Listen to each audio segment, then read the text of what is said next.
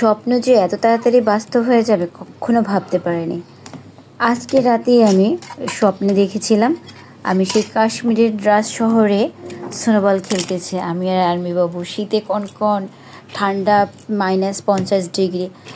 এইভাবে এত সুন্দর মজা, কিন্তু কি হবে, স্বপ্ন ভেঙে দেখি যে আমি কোথায়, তো আমার বাসায়। আরও মজার বিষয় হলো কি, সকালবেলা ঘুম থেকে উঠে যখন ফ্রিজ থেকে মাছ বের করব, তখন দেখি যে আমার ফ্রিজের ঢাকনাই খুলছে না। কি আর করা, লেগে পড়ো এখন বরফ পরিষ্কার করতে, নইলে তো আর মাছ রান্না করা হবে না।